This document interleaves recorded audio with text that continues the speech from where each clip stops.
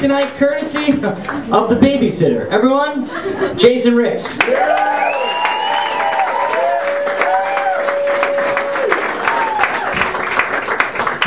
All right, thank you. Thank you. Wow, look at you. Good-looking crowd tonight.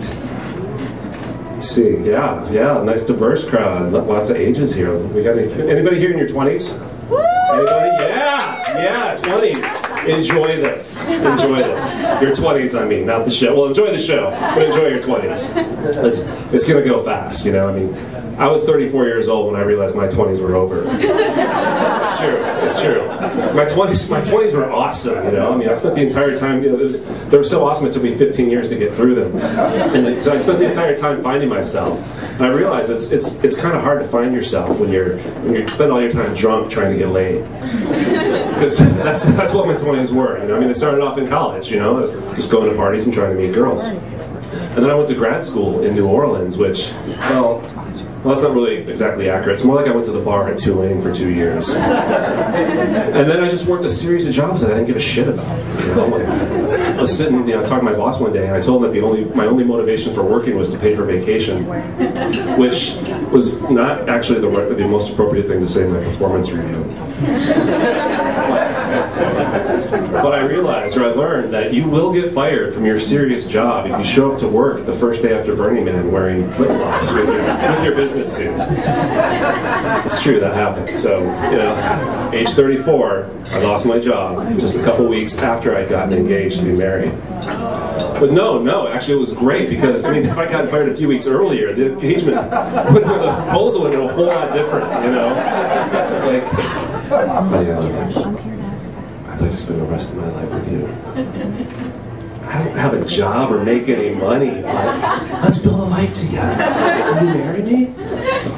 And, you know, so, and then there's also, age 34 was the time in my life when I had to quit drinking for the first time.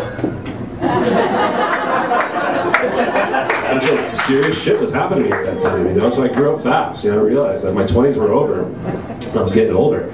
And, you know, it wasn't really that hard of a transition for me, though, because, I mean, I've been gray like half my life. And, you know, I actually started going gray in 8th grade. And it's true, thank you for laughing at that. I always had black hair. You can't tell, but I had black hair. And at 13 years old, I was like, oh my god, I have a couple white hairs. I mean, I didn't care. You know, I thought it was interesting. But I realized pretty quickly that there's really advantages to looking older than you are. Number one being that, you know, I was able to start pulling women my age for the first time. Because, you know, women always seem to like older guys. So, you know, I had gray hair. And, like, you know, at 8th grade, I no longer had to troll around the 4th grade. So, you know, and now I'm 42, and I feel even older than that because I have children. Because, you know, the engagement at 34 worked out, you know, so that was cool. And we have a couple kids, which that's kind of how it happens. You know, you get married, you have kids, you get a dog, or you know, maybe get the dog beforehand. You know, the transitional dog to help you prepare for having children, which is totally dumb. Don't do that if you haven't already, because there's nothing about, you know, there's nothing about walking and feeding a dog a couple times a day that prepares you in any way for raising another human being for 18 years, you know. And you have a kid and you look at the dog, you're like, how the fuck do we have a dog? Time for this? Jesus. Nobody pets our dog. So I know, right now. You know, but we've got kids, you know, we love the kids, you know, we love our kids. But, you know, honestly, the reality is, you know, every day, my wife and I, we wake up in the morning, and the only thing we think about all day is, like, when can these kids go back to bed? It's true. It's true. We wake up in the morning, it's like, oh, 7 o'clock, Jesus. 12 more hours to bedtime, let's go, let's do this. So we wake up exhausted. Like after 8 hours of sleep, you wake up exhausted. Because it's exhausting. You wake up, I go over, I get the kids up, I wake them up, I help them go potty, I help them get dressed, you know, I make them breakfast. Like 15, 20 minutes later, I'm like, man, it's been a long day. I still gotta go to work, you know? So it's every day is just a mad dash to bedtime. It's just exhausting, you know, because like all you do as a parent all day long is repeat yourself. It's just repeating yourself, bargaining, and threatening. You know, just to get him through the day. You know, it's like, it's bath time, kids. It's bath time. Let's come to the bathroom. It's bath time. It's bath time. It's bath time. Bath time. Bath time. Bath time. Bath time. Bath time. Come to the bathroom, please. Come to the bathroom, please. Please. It's almost 7 o'clock. Just come to the bathroom, please. You come to the bathroom right now. You get an extra story. 2 stories. 2 extra stories. I'll read the whole fucking shelf. Whatever. Just come to the bathroom. God damn it! Come to the bathroom now. Oh, my son, we're potty training my 2.5-year-old son right now, and I think the only reason he even poops on the potty is because we bribe him with M&Ms. Seriously, if it wasn't for chocolate, this kid would never poop. We'd have like an 80-pound toddler just like full of shit. My daughter. So when my son was an infant, you know, like when you have an infant, any parent knows this. You know, when an infant falls asleep, it's like, it must be quiet. Nothing can happen. You know. So my son, it was hard to get him to fall asleep. So one day, he falls asleep, and try to tell this to a toddler, though. You know, so my daughter at the time is 2.5. My son's asleep. My daughter's potty trained. She's like, "Dad, I have to pee." Oh, that's great. She remembered. Let's go. So I'm holding her hand. We're walking to the potty, and just as we're walking by my son's room where he's sleeping, she just starts talking in a normal, loud voice. I'm like, my God. So I just start whisper shouting at her, you know, and parents, yeah, you know what that is, right? It's like when you urgently have to communicate something and nobody can hear. So I'm just like, I know, stop, shh, stop, your brother's sleeping, you're gonna wake him up, shh, just, no, stop talking, stop, he's like, you're gonna wake him up, he wakes up, nobody's gonna sleep, nobody's ever gonna sleep again, ever. And at this point, she like starts shouting, like, la, la, la. And I was like panicked. You know, we're outside his door, and I mean, I didn't mean to say this, and I felt bad about it, but I just like knelt down and I looked her in the face and I said, "If you say another word, I will hurt you." She was 2.5. But it totally worked. Like, she just walked into the bathroom, pulled out her pants, went potty, washed her hands in complete silence, and the baby never woke up. Yes, I know. I did feel bad, but don't really feel bad. Don't feel too bad for him. So the very next day, I opened an account to start saving for therapy. So she'll be fine. But they're exhausting, you know. I mean, but that's what life with little kids is like, you know. It's just repeating yourself, whisper shouting, bargaining, and threatening with little kids.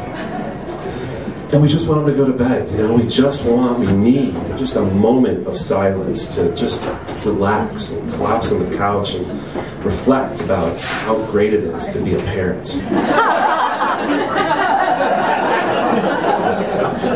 It is, though. It is awesome. But, you know, because kids are funny, you know.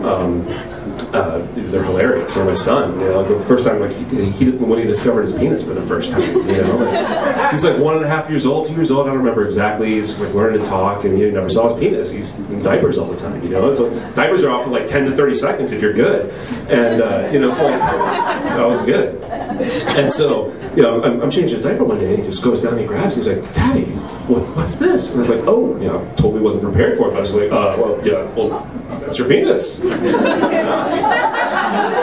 he's like, "Penis?" And I was like, "Yes." And he's like, he could barely talk. He had like 2 adjectives in his vocabulary, you know. And I said a word and he repeated it right back to me. So I'm like, oh, proud of him, you know. And then immediately after, he just goes, "Big penis." Like, he just found out what it was, and then he had one. And like, first thought, it's like, that's huge. This is the male brain in its most basic form, you know? Oh, that's a dick? Wow, that's a big one. So I started saving for therapy for him. And then like a day or two later, you know, I'm in my room changing him naked. He walks in, he points at my crotch. He's like, "Daddy, penis?" I'm like, "Yeah, you remember? Yes, that's my penis, son." And then immediately he's like, "Yucky penis." Really? So now I'm in therapy. Get over this yucky penis. Penises are funny, I mean, right? And penises are hilarious, but they're also fucking terrifying. Because, you know, we take tons of pictures of our kids all the time. Like, even in the bath, you know, they have bubble bath mohawks and they sing funny songs and cute and adorable all the time. We have phones in our pocket, so I take photos all the time, but I'm really careful not to get any private parts, because I mean, I'm afraid of being picked up for child pornography, you know? I mean, like, you never know when you might get arrested or whatever, you know, picked up for anything, you know, and all I need is a bunch of fucking pictures of naked kids on my phone. So I'm, like, really self-conscious and careful about it, like, seriously. So we're potty training the boy, and, like, a couple weeks ago, my wife sends me a text message. I'm, like, out running errands. She sends me a text message. And she's like, he went poop on the potty for the first time. I gave him M&Ms, it totally worked. And it was a text, but that's what I was hearing. And I was just like, I was so happy. I'm like, my God, he peed, you know, he pooped on the potty. That's awesome. I'm so happy he did it. It's like stress off of us. And, you know, I'm happy I didn't have to deal with it. She's home alone. And then I could get another text a second later, and it's a picture of him on the potty. He's just beaming with pride. And I'm happy. He's happy. I look down, and there's his penis in the photo at the bottom of my phone, his naked penis. And I'm like, oh my God. And I'm like looking at him, and shit. Then I think, my son's got a dick pic. My toddler, my 2.5-year-old, has a dick pic. You know, I'm wondering, like, I think to myself, like, I don't know what's worse, that my 2.5-year-old has a dick pic, or that my son's first dick pic was sent to me, his dad. Thanks a lot, everybody.